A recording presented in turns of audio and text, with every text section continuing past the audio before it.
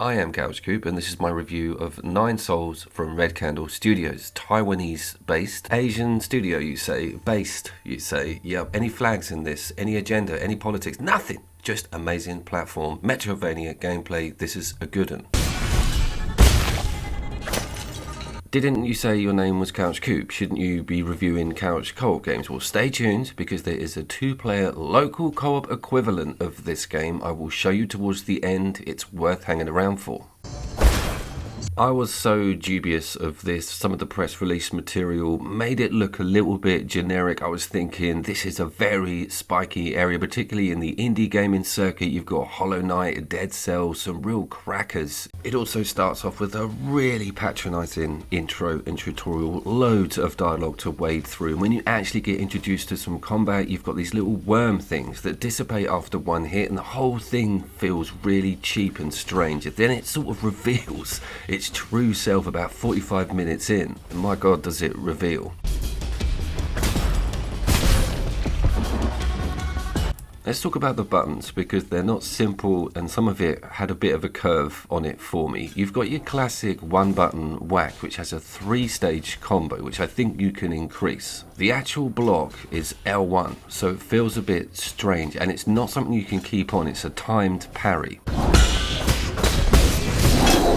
Then, a little bit into the game, it introduces the R1 bounce move. That's essentially a bit of immunity if an enemy comes at you with a certain colour stage attack and you bounce through the air. It's used to get through obstacles as well. Then you've got this bird butterfly thing, which can fly around and activate and hack terminals. There's a lot going on, sometimes a little bit too much, particularly on that opening hour with all of the stuff it's trying to tell you about. If you're up to speed with my community page, you'll know that I put out the synopsis on this game and it starts talking about Sekiro-like combat mechanics. Well, I think that's pointing to one of the sort of build and let go moves that features over on the R1 button. So if you get enough parries in, you get a little icon under your health and you can then execute an almost one-kill stealth slash that sort of goes through the enemy. Again, you get a window of immunity for that.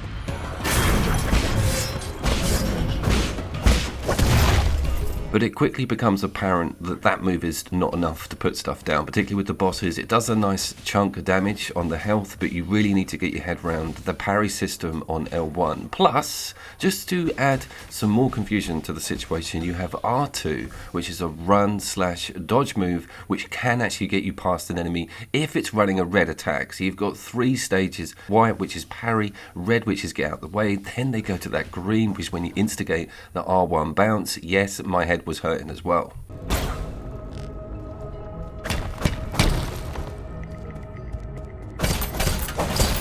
The map is kind of pure Metroid, nothing you haven't seen before, and there's loads of secrets, alternate entrances and exits to situations, and loads of very cool, well-placed mid-tier bosses that disrupt things, force you to level up your character, start learning new moves. That's another thing with it, its UI and its actual leveling system element, putting in special jade crystals to this big old table, and a skill tree that will blow your mind. You're like, whoa, this is not a small little indie game. This is kind of massive and leaning more towards AA.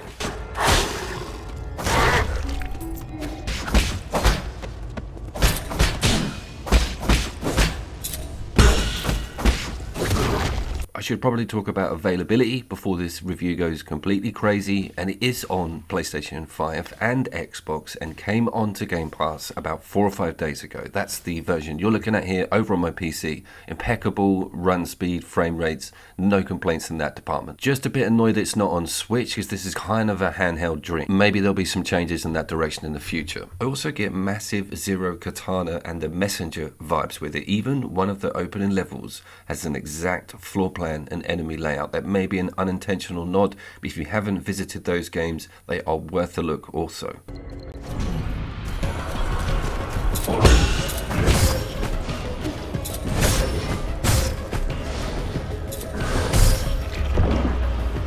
So this fight will be the first lesson in how the controls really work, who your real dad is, and you're not really supposed to deviate from the plan. I think Black Myth Wukong's a little bit like this. It's like dance to my tune or don't dance, and I don't mind that. It's just the finding out of the actual rhythm of the song itself, but it's pretty damn satisfying, and I couldn't believe this, but this guy has more than one phase, and I was about 40 minutes on phase 1.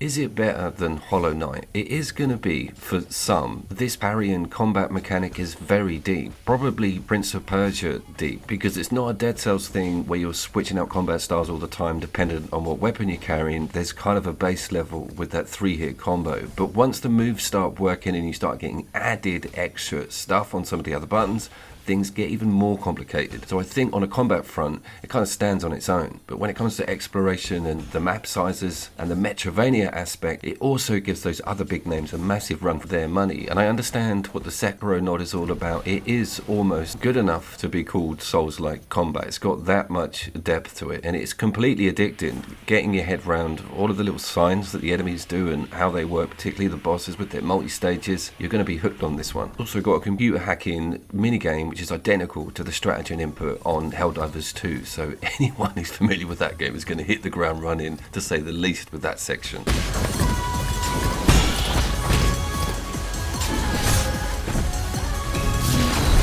Are you playing 9 Souls, and which boss are you stuck on? I'm making mincemeat of this guy, honest. It's not a brick wall right at the front 2 hours of the game at all.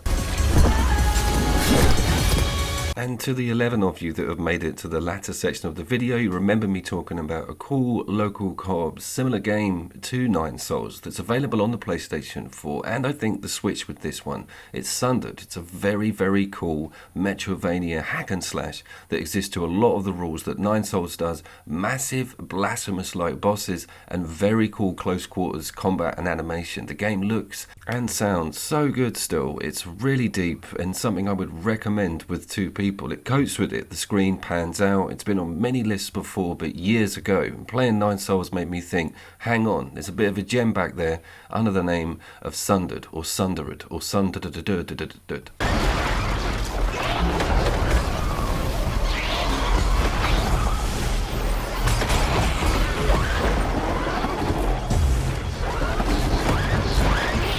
I did want to say a massive thank you to everybody that engaged the Starship Troopers extermination video. That was my most recent. My name was, of course, Couch Coop, and any hint on the next local co-op video, I will put a small clip just coming up. We'll see you down there.